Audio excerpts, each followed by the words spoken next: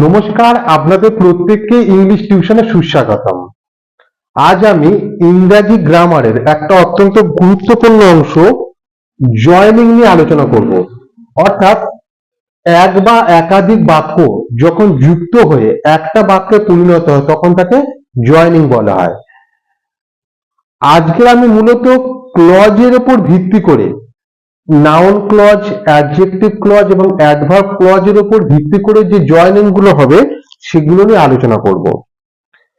তো ক্লজে আসার আগে প্রথমে এই জিনিসটা জেনে নেওয়া যাক যে ক্লজ জিনিসটা কি। ক্লজ হলো ক্লজের বাংলা অর্থ হলো বাক্যাংশ, মানে বাক্যের একটা অংশ। একটা বাক্যে মানে একটা পরিপূর্ণ বাক্যে, একটা সম্পূর্ণ বাক্যে এক বা একাধিক ক্লজ থাকতে পারে। ক্লজের দুটো অংশ, একটা হলো মেন ক্লজ আর একটা হলো সাবঅর্ডিনেট ক্লজ। মেন ক্লজ কি? যে ক্লজটা নিজের অর্থ প্রকাশের জন্য অন্য কোনো কিছুর উপর নির্ভরশীল নয় এবং যে ক্লজের মধ্যে একটা সাবজেক্ট এবং অবশ্যই একটা ক্রিয়াপদ থাকবে এবং যে ক্লজটা নিজের অর্থ প্রকাশের জন্য অন্য কারোর উপর নির্ভরশীল নয় তাকে বলা হচ্ছে মেন ক্লজ। সাবঅর্ডিনেট ক্লজ কি? সাবঅর্ডিনেট ক্লজ হলো যে ক্লজটা নিজের অর্থ প্রকাশের জন্য অন্য কারোর উপর নির্ভরশীল বা অন্য কারোর উপর ডিপেন্ডেন্ট তাকে বলা হচ্ছে সাবঅর্ডিনেট ক্লজ। তাহলে মেন ক্লজ আর সাবঅর্ডিনেট ক্লজ আইডিয়াটা ক্লিয়ার হয়ে গেল। সাবঅর্ডিনেট ক্লজকে আবার তিনটে ভাগে ভাগ করা যায়। একটা হলো নাউন ক্লজ, একটা অ্যাডজেক্টিভ ক্লজ আর একটা হলো অ্যাডভার্ব ক্লজ। আজকের আমি ওই তিনটে ক্লজ নিয়ে আলোচনা করব, তিনটে ক্লজের জয়েনিং গুলো নিয়ে।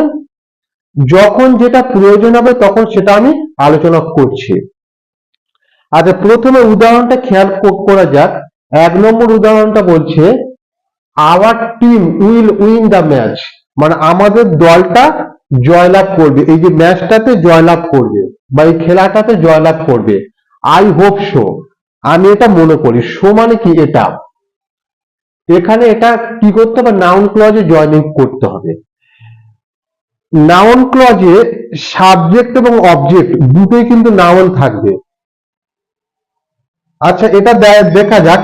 এবং এর যে জয়েনিং এর ক্ষেত্রে বেশিরভাগ ক্ষেত্রে ক্রিয়াপদের পরে সাধারণত জয়েনিংটা হয়, কিন্তু অ্যাডজেক্টিভ ক্লজের ক্ষেত্রে জয়েনিংটা নাউন বা প্রোনাউনের পরে হয়।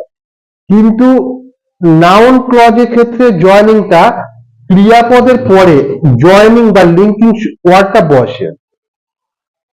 আচ্ছা, এটা যদি আমি বসাই আই হোপ দ্যাট, দেখো এটা কিন্তু ক্রিয়াপদ, ক্রিয়াপদের পরে কিন্তু দ্যাট বসেছে, মানে লিঙ্কিং শব্দটা বসেছে। I hope that our team will win the match, will win the match. আচ্ছা, এই বাক্যে মেন ক্লজ আর প্রিন্সিপাল ক্লজ কোনটা আমরা দেখি আইডেন্টিফাই দেখি করি।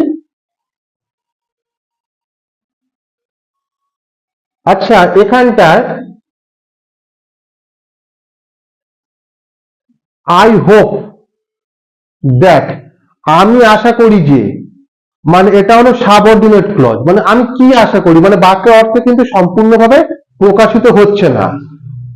এবারে এইখান থেকে যদি বলি our team will win the match, আমাদের দলটা জয়লাভ করবে। হ্যাঁ, আমাদের দলটা জয়লাভ করবে, এরপরে হয়তো কোনো প্রশ্ন থাকে না বা প্রশ্ন থাকতে পারে না, কিন্তু বাক্য অর্থটা সম্পূর্ণভাবে প্রকাশ হচ্ছে। তাই এটা হলো প্রিন্সিপাল ক্লজ আর এটা হলো সাবঅর্ডিনেট ক্লজ। পরে উদাহরণটা খেয়াল করে দেখো। অ্যান আর্থকুইক হিট শ্রীলঙ্কা, মানে শ্রীলঙ্কাতে একটা ভূমিকম্প হয়েছে। ইট ওয়াজ অফ এ ম্যাগনিটিউড অফ 5.9, মানে এর যে তীব্রতাটা ছিল 5.9। এটা কি করতে হবে অ্যাডজেক্টিভ ক্লজে, মানে ভূমিকম্প মাপার যে যন্ত্র সেটা হলো রিক্টার স্কেল। রিক্টার স্কেলে এর যে এখানে রিক্টার স্কেলের কথাটা উল্লেখ করা হয় না, মানে ভূমিকম্পের যে তীব্রতা মাপার যন্ত্র হলো রিক্টার স্কেল, এবং শ্রীলঙ্কায় যে ভূমিকম্পটা হয়েছে রিক্টার স্কেলে তার তীব্রতা ছিল 5.9। আচ্ছা, এইটাকে যদি অ্যাডজেক্টিভ ক্লজে করা হয়, আমি কি বলেছিলাম অ্যাডজেক্টিভ ক্লজে সাধারণত যে লিঙ্কিং শব্দটা থাকে সেটা নাউন বা প্রোনাউনের পরে বসে।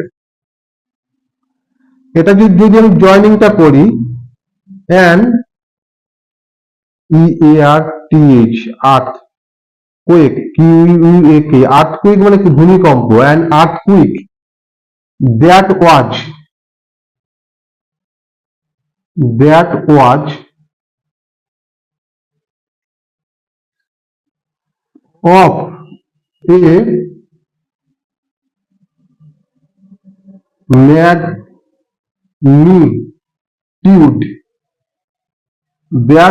of a magnitude of 5.9 hit Sri Lanka.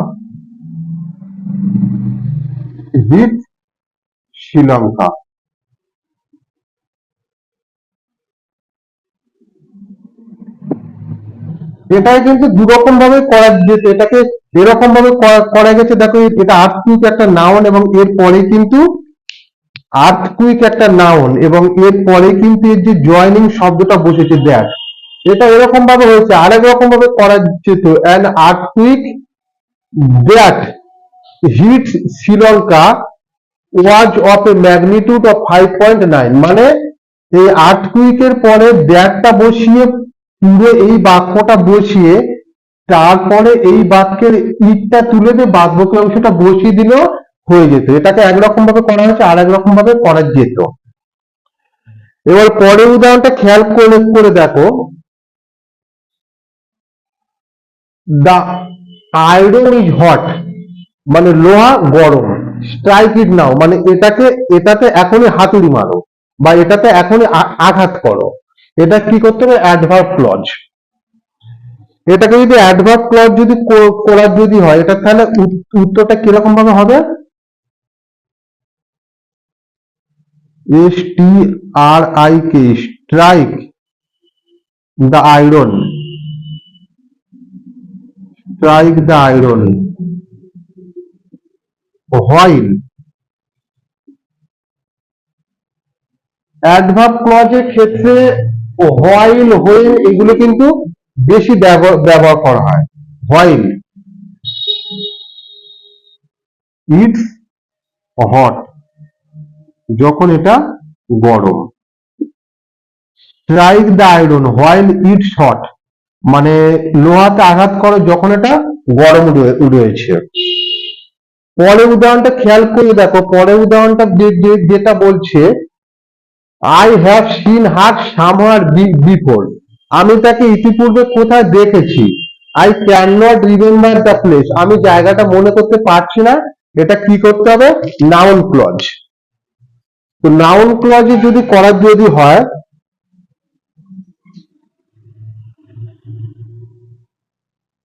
I can not remember এটা কিন্তু জায়গার কথা উল্লেখ করেছে। তাহলে জায়গার কথা যখন কোনো প্লেস বোঝাবে তখন কি হবে হয়ার।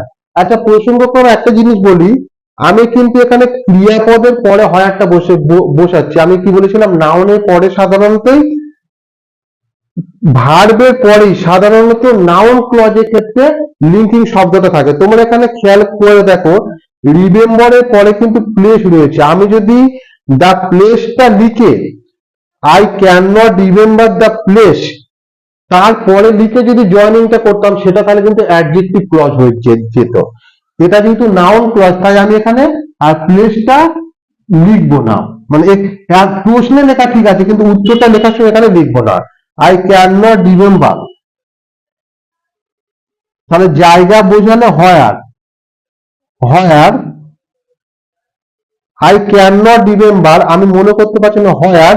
এবার দ্বিতীয় বাক্যটা তুলে দেবো, I have seen, I have scene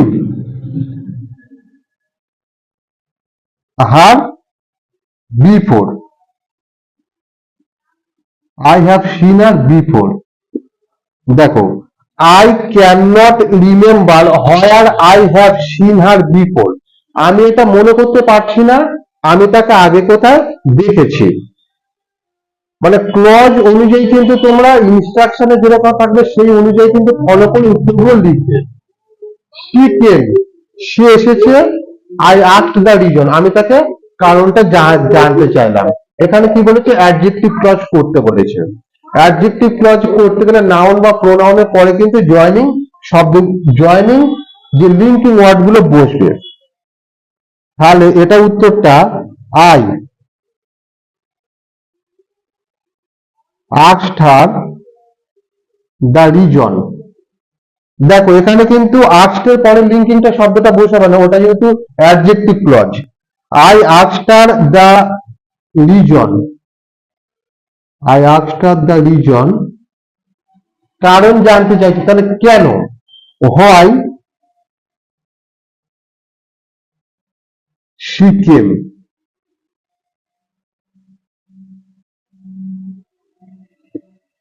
হয় she came। আজকের আমি জয়েনিং এ এতদূর পর্যন্ত আলোচনা করলাম। পরবর্তীকালে ইংরেজি গ্রামারের জয়েনিং সহ আরো অন্যান্য বিষয়গুলো নিয়ে আলোচনা করব। আমাদের চ্যানেলে ভিডিওগুলো আপনাদের কেমন লাগছে কমেন্ট বক্সে লিখে অবশ্যই জানাবেন। ধন্যবাদ।